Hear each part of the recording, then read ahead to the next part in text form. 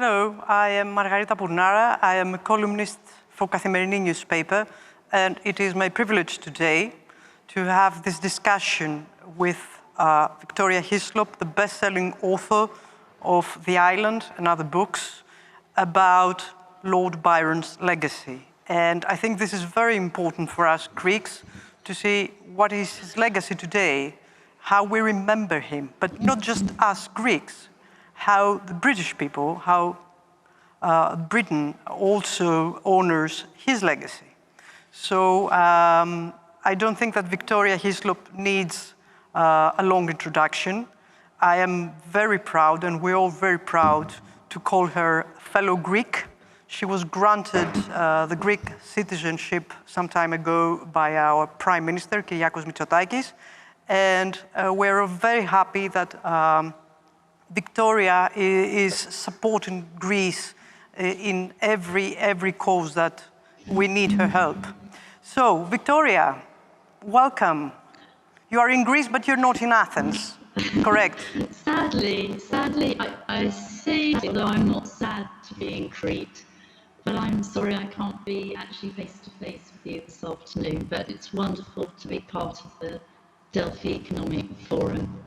It feels very important moment for me. Before we start, just tell us a few things. What are you now doing in Crete? They are adapting a book of my style from Greece, which is going to be a 12-part series for ER, and film in the region of Delphi. So right now they're preparing for a night shoot by Nikolaos with some of the absolute in Greece, and I'm immensely proud to be working with them. Tonight we'll have Hislop with us, who needs no introduction, and it's extraordinary to be here. Ios Nikolaos, which is not a big town, but with these enormous stars, and it will be coming to your screen, so watch this space. Now, remembering Lord Byron, I guess we do have two different narratives. We do have the Greek perspective. For us, Lord Byron is a national hero and is somebody who fought for our independence and lost his life. He gave his life for us. So for us, he's our national hero. He is somebody who's extremely important for the Greek Revolution and for the Greek Philhellenic movement. But I do believe that for the British people, Lord Byron does have a very different legacy, and we do need your help in order to understand this different narrative that exists in Britain about this very eccentric and so complex and so interesting historical figure. So could you please give us this perspective, the British one? Yes, well, the British perspective, even at the time, during his own lifetime, he was a huge best-selling poet. I mean, this was a very unusual thing in the 19th century, to find yourself such a massive public figure because of your art. And in fact, when Harold, which was his first really sort of big work, came out, he said in one of his letters, "I woke up and I found myself famous." And ever since then, we have been studying in school and much more deeply in university his poetical work. So he's very much revered as a poet, and he's among a number of bracket as the Romantics, which was Shelley and Keats and Wordsworth. He's one of those sort of big 90s heroes of literature. And I think for us in Britain, of course, and I suppose it was the same in places, people didn't travel in those days. So in order to travel to Italy or Greece, you needed to go in your mind. You were very unlikely to even leave the town, let alone leave the country. So I think Lord Byron brought his descriptions, and not just descriptions, but his emotions, his emotional response to, of course, Italy as well, and actually much more time than he did in Greece. But combined with that, as time on, of course, the actual character of Byron has fascinated all of us, and there have been many, many biographies of him. And as time goes on, they reveal more about his psychological complex, because he was he had a very troubled childhood. Next teen, he was abandoned by his father, drank. He was what we would say now, he was a neglected child. And of course, all that poured not just his poetry, but into who he was as a person. And if there's one quote that the average well-educated school child would know about Byron, it would be a phrase by one of his many lovers, Lady Caroline Lamb, who described him as mad, bad, and dangerous to learn. This is probably among the top 20 quoted quotes in the UK. And it actually combines that sort of paradoxical, slight love-hate relation we have with Byron, because he was a flawed human being, and that's what a lot of us now think about when we think of Byron. And indeed, he sort of left behind a sort of literary stereotype, what we call the Byron hero. Now, the Byronic hero is someone with a very dark interior, a very troubled person, like Mr. Rochester in Jane Heathcliff in Wuthering Heights, two of our novels that are studied by all school children and university students. So, we recognise that he was a flawed figure, and I think what he did in Greece is probably less well known, and best known as this, as I say, complex character who left behind wonderful poetry. And perhaps something that Greeks wouldn't know is that many of our great, particularly literary figures, are buried in Abbey, which is, let's say, 10 times the size of a normal church. It is our huge, the sort of main church of London. And people expected that he should be buried there. When he died, his body was brought back because, as I say, he was a massive celebrity. And really, he should have been buried there. But he was at the time considered what is described as this lovely euphemism, very typically English, of questionable morality, i.e. he didn't conform to all the social norms of the day. The one thing I think, again, I'm sorry if it bursts a bubble for people, Greeks who adore Byron, but he had a daughter by his sister, and this was one of the reasons he was exiled in the first place, was there was a scandal around it even then. So he left Greece. It was more right as a self-exile. He kind of took himself away. So certainly by the Church of England, he considered a suitable person to be buried in Westminster. So his grave is in a small churchyard in the north of England, the place where he came from. So yeah, we have, as he's never forgotten, because we have this sort of this idea of what being Byronic is all about, but it doesn't necessarily match perfectly with the Greek. Not at all, but I think another interesting perspective is the reassessment of historical figures now happening in Britain, and I think that it would be nice to tell us a few more things on this. Is this does it amount on historical revisionism to impose current values on historical figures? Or what would you say about historical empathy? Should we develop historical empathy towards Byronic personalities of the past? Yes, I think up to a point. But I think a word that is always used in a very derogatory way in the UK is the word hagiography. People don't even know they're speaking Greek, do they? But a hagiography is considered in for a dig these days. You don't want someone who's described as putting somebody on in your biographical writing. But right now in Britain, we are really our past, I think, quite brutally, and happening. Some may say quickly and without proper debate, and others may say in time.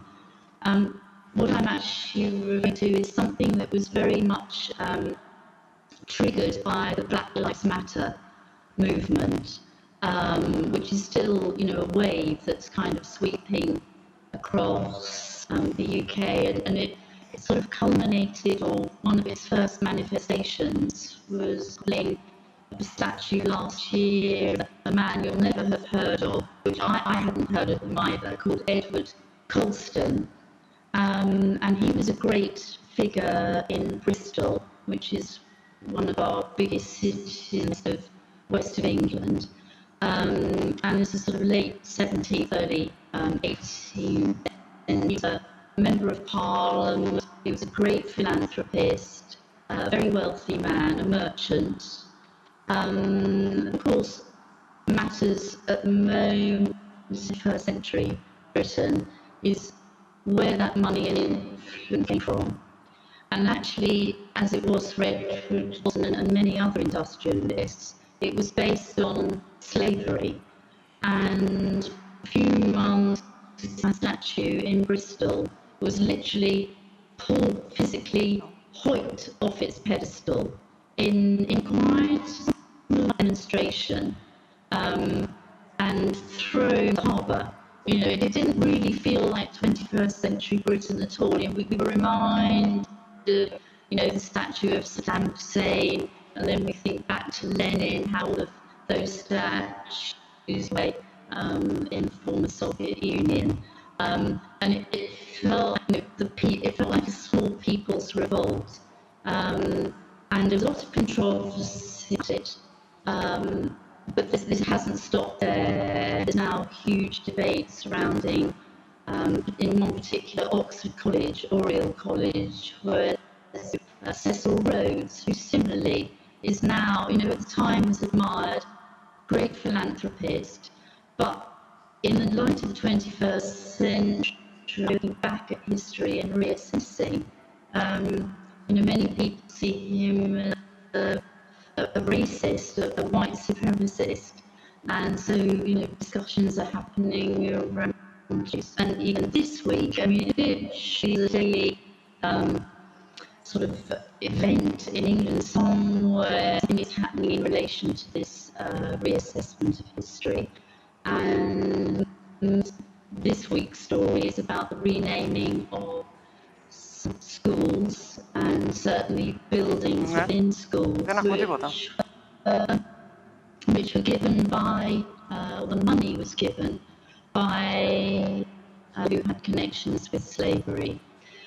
So it's a very live subject, and I think a lot of this is education system. Education system is very much against sort of parrot learning these days. So the one thing we want to teach our children is to question challenge, which actually can make bringing up children in the UK, as I know from my own personal experience, an extremely stormy process, because the way that I was taught history was quite parrot. This is what happened, this is what it meant, The map was largely pink. It showed the kind of Great British Empire. Buddhism and all it stands for are very much being questioned, and in education. And I think this, let's say that the statue is very symbolic. Young people, it's more of a youthful movement. It's not people of my age who go and put a rope around a statue and drag it into the water. So I'm sort of half admiring and half cautious that none of this should be done too quickly, but I definitely admire the challenging of accepted history, and I think it's important to do that. Talking about past values and current values, I would like to ask you, how would you define contemporary Philhellenism? And we don't consider you a Philhellene, we consider you a fellow Greek. But I think you can just give us what you believe about this issue, because sometimes we Greeks, we have this tradition of foreign supporting our causes, but we do consider you one of ours, a part of our family, our Greek family. But tell us your view. I certainly feel very Greek and very much part of the family, but I still have a foot. I'm one of these many fortunate people who have a foot in 2 countries, and that's a really good position. So, I can still, I think just the writing of books about Greece that are very affectionate towards it certainly helped to promote in the UK what Greece is to me, and my sort of admiration for it. And I know the obvious thing is to encourage calm. In 21st century Britain, Greece, popular destinations for holidays, and that brings income to Greece. So I celebrate that because it's very important, and I'm seeing even now the effect of the lack of tourism here, and that's a very, very direct effect on the now of people's lives, in Crete and all over the islands. On a more sort of intellectual, I would always promote Greece, not just for what it's given to us in Europe, the whole of Europe, in terms of the democracy, artistic values, cultural values.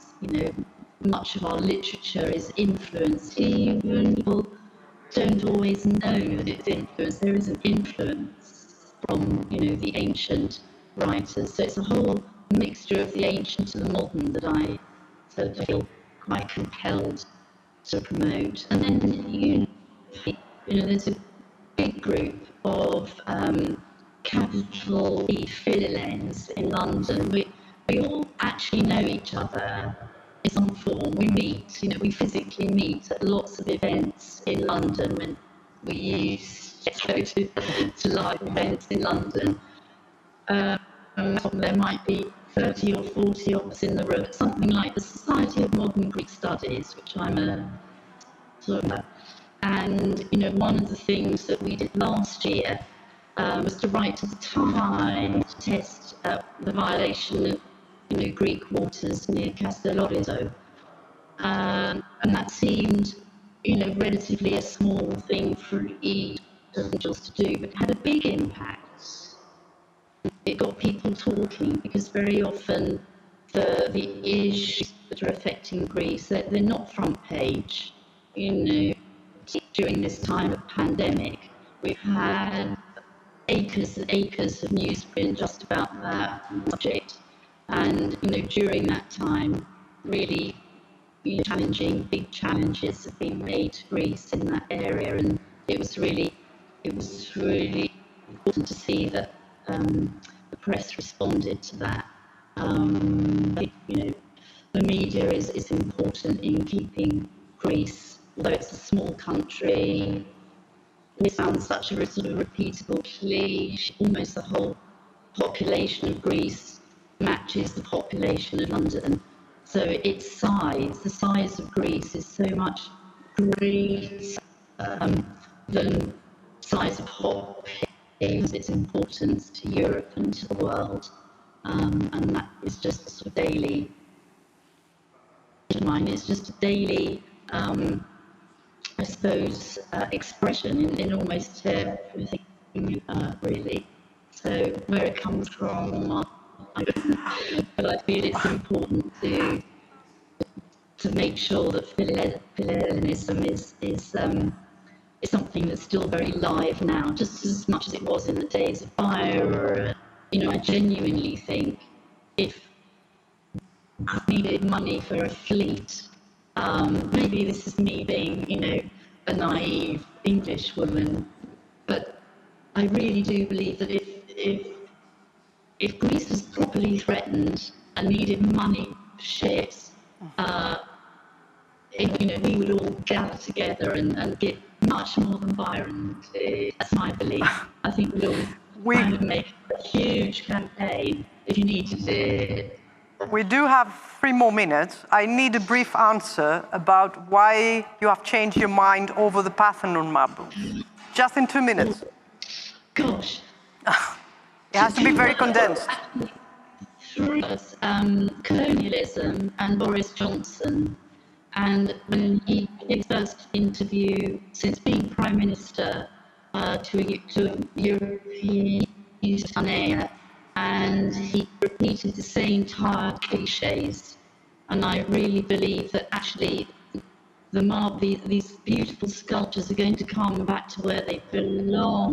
They're part of the same movement of reassessing, just because it was right or vaguely legal when Elgin ripped them away from Parthenon. We question now and should question in the UK. Just because it was right then, it certainly doesn't stand now. They were effectively stolen goods, and we're beginning to recognise that.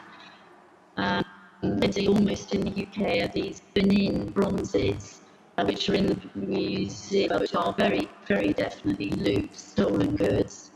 And a university, the university who also holds some of these bronzes, is returning them to where they came from.